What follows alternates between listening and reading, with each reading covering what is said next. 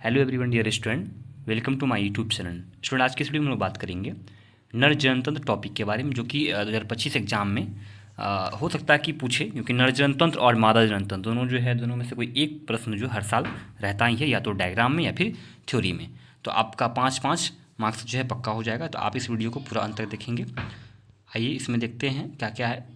पूरा विस्तार से एक्चुअलाइजेशन को डिस्कस करेंगे, इनके साथ साथ जो है डायग्राम है, उस डायग्राम को भी हम लोग, देखिए ये डायग्राम है, चित्र है, इस चित्र को भी हम लोग विस्तार से डिस्कस करेंगे। अगर आपको पीडीएफ चाहिए तो नीचे व्हाट्सअप नंबर दिया हुआ, कॉन्टैक्ट दिया हुआ, उस कॉन्टैक्ट पे आप व्हाट्सअप पे हाई करिएगा, आपको पीडीएफ मिल जाएगा। ठीक है, तो ये स्टार्ट करते हैं, फटाफट से देखते हैं। तो पहला नरजनतंत्र टॉपिक में देखेंगे। नरजनतंत्र के अंदर निम्नलिखित अंगों को सम्मिलित किया जाता है।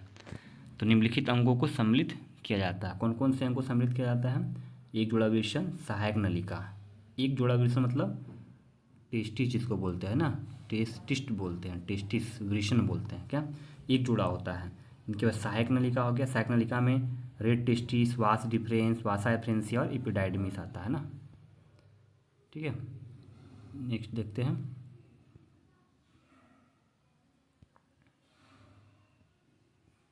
ठीक, नेक्स्ट है सहायक ग्रंथि। थोड़ा सा जूम कर लेते हैं। नेक्स्ट क्या है? सहायक ग्रंथि।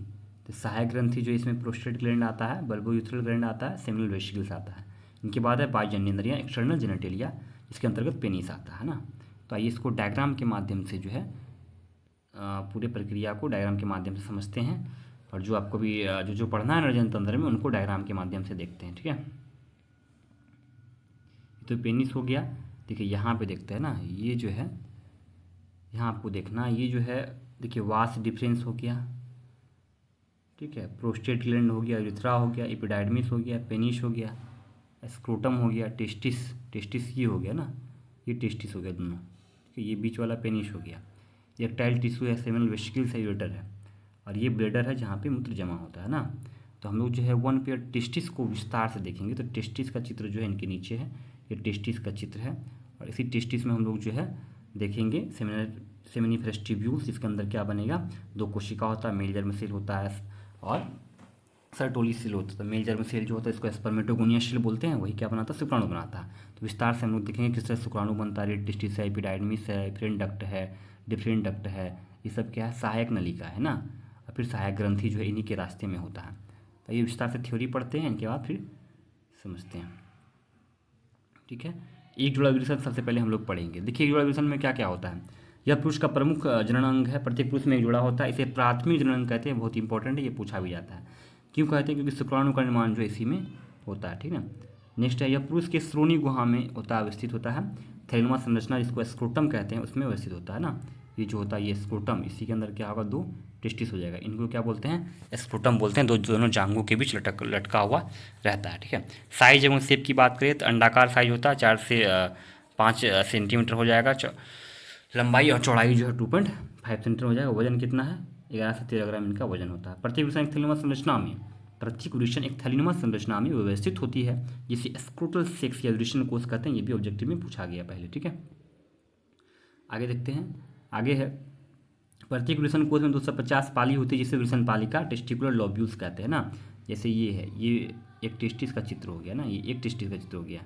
एक टेस्टिस को क्या बोलते हैं? सबसे पहले होती है टेस्टिस जो होता है एक स्क्रोटल सेक में होता है, इसको बोलते हैं स्क्रोटल सेक, स्क्रोटम, थैलेनुमा रचना। ठीक है, इसी में 2 टेस्टिस होगा। तो ये एक टेस्टिस का चित्र है। इस एक टेस्टिस के अंदर जो है 250 पाली होगा। इस तरह से कितना पाली? 250 पाली होता है, जिसको क्या बोलते हैं? वृषण पालिका बोलते हैं, टेस्टिकुलर लोब्यूल। मतलब प्रत्येक पाली को क्या बोलते हैं? वृषण पालिका बोलते हैं ना। आगे देखिए, वृषण पालिका में क्या होगा? प्रत्येक वृषण पालिका में 1 से 3 कुंडलित रचना होती है, इसे क्या बोलते हैं? शुक्रोजनन नलिका बोलते हैं, सेमिनिफेरस ट्यूब्यूल्स बोलते हैं ना। ये ठीक है, इनका चित्र के माध्यम से आपको समझा देते हैं। जैसे देखिए यहाँ पे ये टेस्टिस है। ठीक है, ये एक टेस्टिस हो गया। इसमें क्या होगा? 1 2 3 4, देखिए 1 2 3 4 5 है। तो 5 नहीं, 250 पाली होता है। इस पाली का नाम है वृषण पालिका। क्या नाम है? वृषण पालिका ना। अब इसी वृषण पालिकाओं में, इसी वृषण पालिका में क्या होता है? 1 से 3 कुंडलित रचना हो। जैसे ये एक पाली हो गया। ठीक है, इस पाली में देखिए 1 2 और 3, इस तरह से क्या होगा? कुंडलित रचना होगा। इसको क्या बोलते हैं? इसको बोलते हैं शुक्रजनन नलिका। क्या बोलते हैं? शुक्रजनन नलिका बोलते हैं। तो यहाँ पे दिया हुआ है प्रत्येक स्तनपालिका टेस्टिकुलर लोब्यूल्स में 1 से 3 कुल रचना होती है, इसे सूक्ष्म नलिका सेमिनिफरस ट्यूब्यूल्स कहते हैं।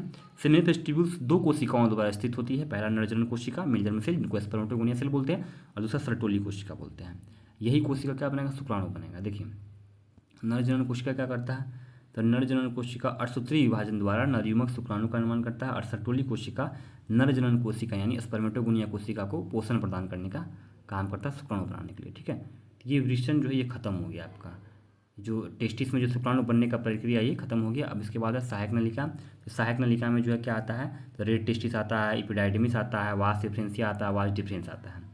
ठीक है, हिंदी में वृषण जालिका, अधिवृषण, शुक्रवाहिनिकाएँ, शुक्रवाहक, तो ये चारों का चारों क्या है, सहायक नलिका आता है। सहायक नलिका का काम क्या होता है, शुक्राणु को पेनिस से बाहर निकालने में मदद करता है। तो सबको एक चार्ट के माध्यम से बताया यहाँ पे, इसको आप लोग अच्छे से देख लीजिए। देखिए वृषण जालिका जो है, वृषण में मौजूद छोटी छोटी नलिकाओं का एक नेटवर्क होता है, ये शुक्राणु कोशिकाओं को वृषण से अधिवृषण तक ले जाने में मदद करता है ना। अधिवृषण क्या करता है, इसमें शुक्राणु का संग्रह होता है, जमा होता है, ये शुक्राणुओं को गतिशीलता एवं पोषण प्रदान करता है। ऑब्जेक्टिव में पहले भी ये प्रश्न पूछा गया है। वासा डिफरेंस से क्या करता है, शुक्रवाहिनिकाएँ सहायक नलिकाएँ हैं जो शुक्राणु को बाहर निकालने में मदद करता है, और ये भी शुक्राणु को बाहर निकालने में मदद करता है, मतलब यूरिथ्रा तक आने में मदद करता है, वहाँ से फिर पेनिस के माध्यम से क्या होगा, बाहर निकल जाएगा शुक्राणु। ठीक है, नेक्स्ट देखते हैं सहायक ग्रंथियाँ हैं। ये शॉर्ट फॉर्म में है क्योंकि आपको जो है एग्जाम में 5 मार्क्स अगर चाहिए तो ये इतना आपको एग्जाम में कम से कम लिखना पड़ेगा। ठीक है, इसकी जो डीपली वीडियो जो है वो नहीं है। ठीक है, ये शॉर्ट है, अगर आपको डीपली वीडियो चाहिए तो इसके लिए अलग से वीडियो बनाएंगे। ये बोर्ड एग्जाम के लिए शॉर्ट टर्म में लॉन्ग क्वेश्चन का वीडियो है, तो ये आप लोग पूरा कर लीजिएगा, इतना एग्जाम में आप लोग को लिखना है। इनके बाद है सहायक ग्रंथियाँ। सहायक ग्रंथियाँ हैं, तो सहायक ग्रंथियाँ हम लोग देखेंगे। 3 जुड़ी ग्रंथि होती है, प्रोस्टेट ग्लैंड, ठीक है, प्रोस्टेट ग्लैंड, बल्बोयूथरल ग्लैंड और सेमिनल वेसिकल्स। यह तीनों ग्रंथि मिलकर शुक्राशय द्रव निकालता है, और यही द्रव जो है शुक्राणु के साथ मिलकर के सीमेन बनाता है। ये प्रश्न भी पूछा गया है ना, यानी शुक्राशय द्रव, ये शुक्राशय द्रव और प्लस शुक्राणु दोनों मिलकर क्या बनाता है, दोनों मिलकर क्या बनाता है, वीर्य बनाता है, सीमेन बनाता है। ये प्रश्न कई बार पूछा गया, मोस्ट इंपॉर्टेंट है ये भी। ठीक है, तो ये जो है चित्र आपको दिख रहा होगा, ये वास डिफरेंस है, ये एपिडाइड में जहाँ शुक्राणु जमा होता है, और ये टेस्टिस हो गया, पूरा पूरा क्या हो गया, टेस्टिस हो गया ना। टेस्टिस जो है दोनों जांघों के बीच में लटका हुआ संरचना होता है पेनिस के नीचे। ठीक है, इसके बाह्य ज्ञानेंद्रियाँ। बाह्य ज्ञानेंद्रियाँ में देखेंगे क्या क्या है, तो बाह्य ज्ञानेंद्रियाँ में शीशन आता है। ठीक है, क्या आता है, शीशन आता है। शीशन के बारे में जो है आप 4-5 लाइन लिख सकते हैं। शीशन का प्रमुख काम होता है शुक्राणुओं को, वीर्य को फीमेल के बॉडी में स्खलित करना। शीशन को देखते हैं, शीशन को लिंग भी कहते हैं, यह बाहरी यौन अंग है। शीशन का मुख्य काम प्रजनन के लिए प्रवेशी अंग के रूप में काम करना, यह मूत्र निष्कासन का भी काम करता है। शीशन के अंतिम भाग को गोलीय हिस्से को शीशन मुंड कहते हैं।